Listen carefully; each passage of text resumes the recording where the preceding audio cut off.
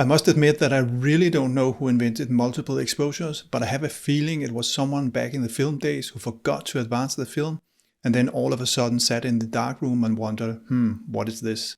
This day and age you can do it digitally, of course, on the Nikon Z50, and in this video I will show you how to set it up. Let's get started. So to set up the multiple exposure, you need to go to the shooting menu, and here you need to go to the bottom. So just go one up if you're at the top. You can see now I'm at the bottom, and it's actually right here in the middle of the screen, multiple exposures.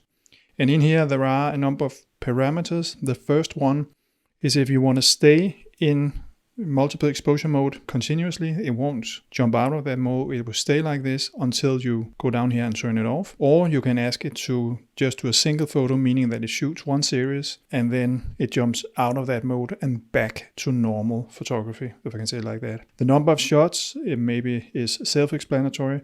You can select between 2 and 10. I would say don't take too many in the beginning. Start out with 2 and see how that works for you. The overlay mode, I would say that the average is the one that worked the best for me, but just to illustrate, let me show you what these 4 modes they do and then come back to the menu system here.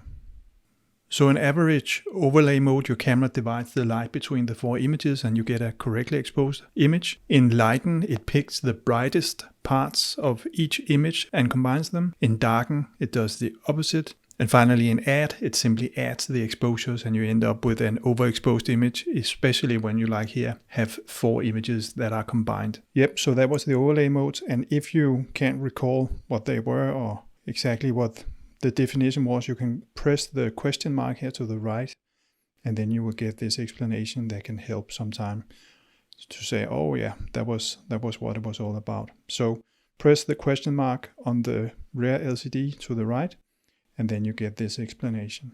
Keyboard exposures, that is if you want to keep the individual pictures as individual pictures and then have a combined picture towards the end of the series, then you should go in here and turn this on.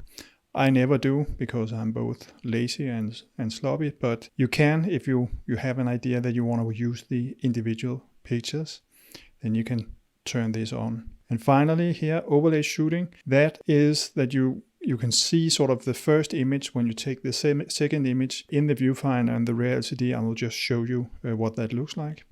And here you can see the image overlay at work. It shows me sort of a ghost of the previous image that I've taken, and that helps me position the next picture and the next picture so that I get it the way that I want it. I think it's a good tool, and you can see here the final image. I managed to get the 4 mice right next to each other.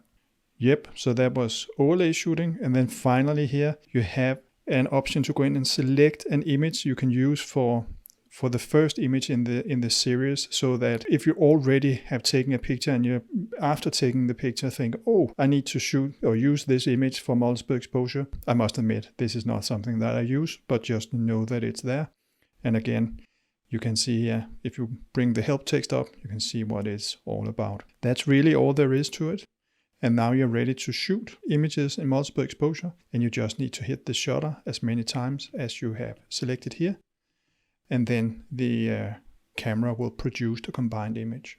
A little tip for you, especially if you're shooting in the overlay mode or with the overlay shooting turned on, as it is here, make sure to go to the playback menu and then for image review, turn that off. Otherwise the image will appear between the shots and it's a bit confusing. You sit there and say, what happened to my overlay?